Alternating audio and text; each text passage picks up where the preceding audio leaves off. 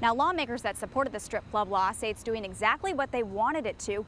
Check out how fast this water is moving, and it's a day after the torrential rains came. Even with the passenger window down, if you're driving 20 miles per hour, you are breathing in twice the amount of what's considered unhealthy by the EPA. Joe, let's first talk logistics. When this law goes into effect, you will not be able to smoke where I'm standing. That's because I'm within 5 feet of a door. The same thing applies to that window over there.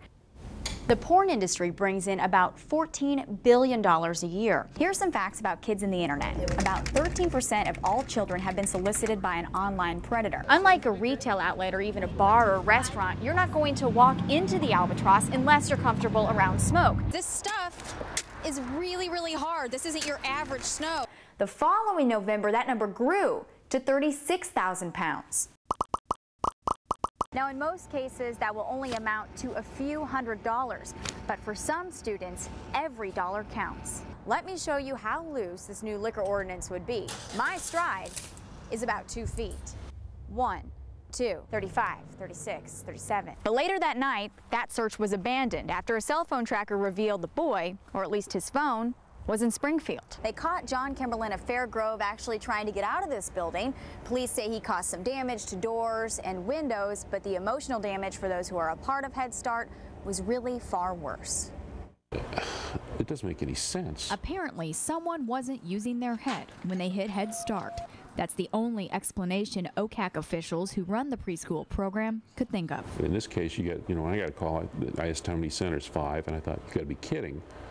Because that's wrong. But that number's right. It's a bad deal. Parents who depend on Head Start, I don't think I could finish school without it, are disgusted. It's just sad to target somebody that's in the community trying to help people. Breaking windows, damaging doors, and stealing an undisclosed amount of equipment and funds. He may have known that there may have been some petty cash kept in lock boxes. One man has been arrested, but the case isn't closed. John Kimberlin has only been charged for burglary of one of the schools. According to OCAC staff, the break-in started at about 1:30 a.m. on Sunday. The first center to get hit was this one off West Chestnut Expressway. The second was in Northeast Springfield on Stewart Avenue. Then a suspect was actually caught fleeing the center on Douglas, which backs up to the one on Grant. Both of those were burglarized. The only Head Start that can't be put on a timeline is this one in extreme North Springfield. The staff found out about it last. We didn't know about the 5th one. I don't think that has an alarm system. The one on Douglas does. Kimberlin was caught when police say he set it off, then ripped it out.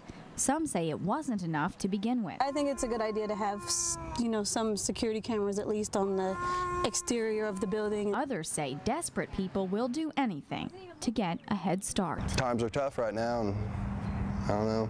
I mean, you could put cameras up, you could do whatever you can do, but people are still going to try to get one up on you. Whoa. The Douglas Center was the only one that had to be closed. It was closed just one day on Monday so that the mess could be cleaned up, and as you can see, that has been done. John Kimberlin is still in the Greene County Jail tonight on $15,000 bond. 1844, 475, 3053. Thank you. On the edge of Harrison, Arkansas. Hello. How are you? A local convenience store Have a good day. needed a boost. It was really slow. The locals Budweiser. It's a lot better. needed booze. I'm out of beer now. And the store was full yesterday. It was a match made in Harrison. About $3 cheaper for a cold pack. And about 30 minutes closer than the next county over for most customers. Saves a lot of gas. So business is booming.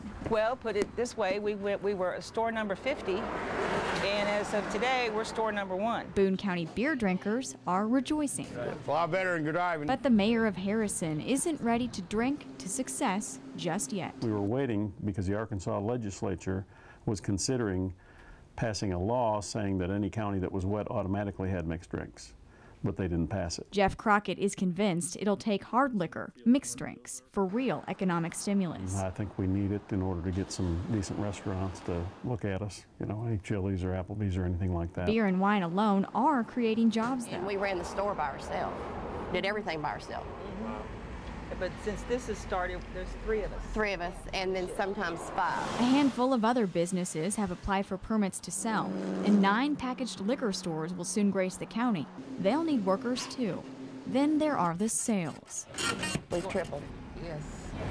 And along with them, the sales tax. I think it's wonderful because of money that's coming into Boone County. Proof sometimes you can drown your problems in a stiff drink.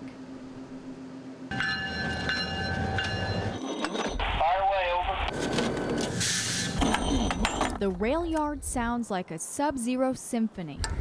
Cars don't move very well. The grease and the bearings get hard to turn. When it gets real cold like this, everything moves real slow. It's hard to function. As for Vernon Elmore, I get hard to function too. on what's forecasted to be the coldest night in more than a decade, We're ready. Elmore is playing a familiar tune. Okay, it shows locked in 9. He'll be riding the rails I kick the cars and they go into a certain track.